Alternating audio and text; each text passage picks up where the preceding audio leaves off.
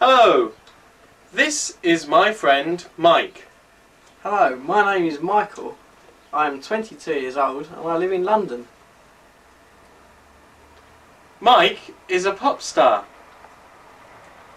This is his record. Here Again by Mike Ulrich. And me, Liam and Mike sort of said we'd carry on, but I was going out to Japan to live and I thought it would just be for a year. But as it happened, I stayed until the summer of '95. But what we did was, in the summer of '93, Liam carried on writing songs, and so did I. And in the summer of '93 and the summer of '94, both years we met up at Mike's. Everything would always go wrong. I mean, particularly early on, when we first did it, I had very temperamental crew, and we were really trying to do a bit too much. I'll make up as I go along. Let's try that again. Hit the right note this time.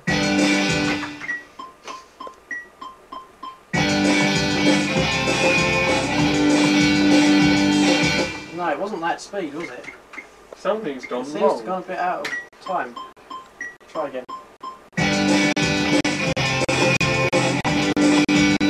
Ooh, strange.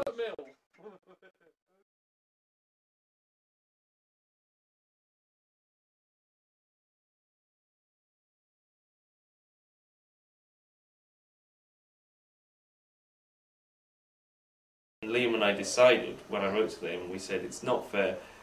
I think Mike was on the verge of being offered a solo record deal, which he consequently signed and took.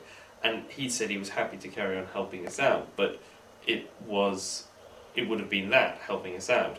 And we thought that wasn't fair on him, so we thought, okay, we make the break, Liam and I'm playing now, I can play properly, let's try and recruit some other people, and, you know, carry the thing forward.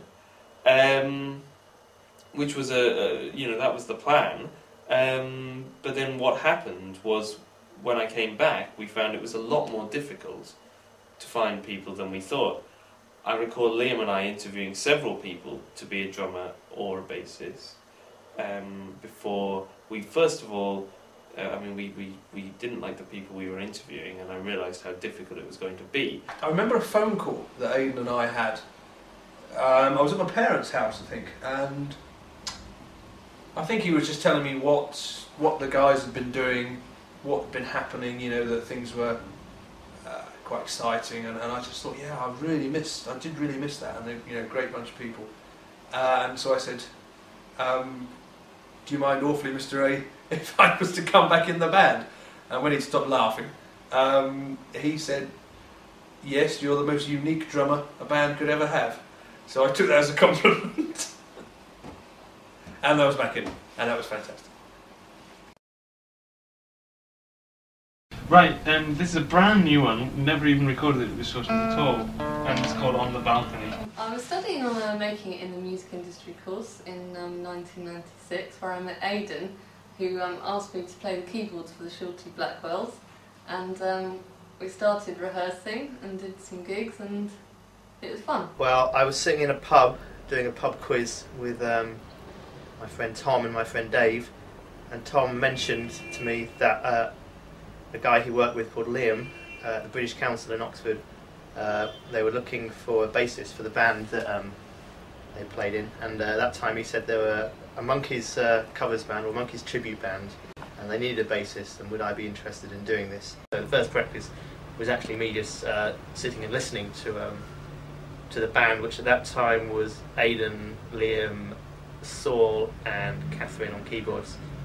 So basically listening to the songs that they had together, which I guess was just a handful of Monkeys tunes. When Saul rejoined the band in '95, and when we decided we didn't want to keep imposing on Mike anymore, there actually was a very short space of time where the plan was to do originals, just like we had before.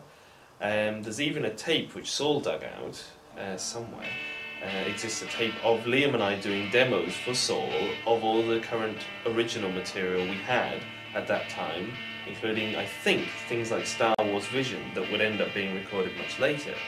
But then we got a call from Kirk White, who ran the Monkeys fan club, and he said, if you want, we're looking for, I know you're in a band, we're looking for a band to play at the Monkeys fan club convention.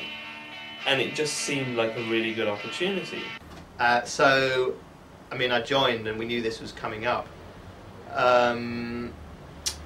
Yeah, and it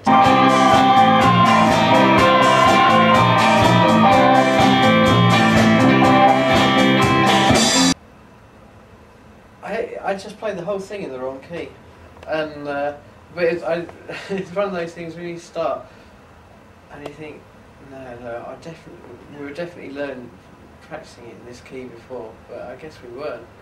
But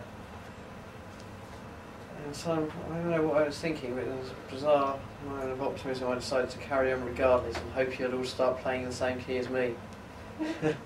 But after he did that, he played the keyboard on the second song, which was, what was that? Flower Collector. Something about a man who goes around collecting different bags of home pride. But he played the keyboard on that, and it was a brilliant Moog sound he had, a wonderful Moog sound. In fact, I don't know whether it was a Moog he played, but it was I think it was an Oscar he played. And a brilliant psychedelic sound, wonderful, wonderful. I love it.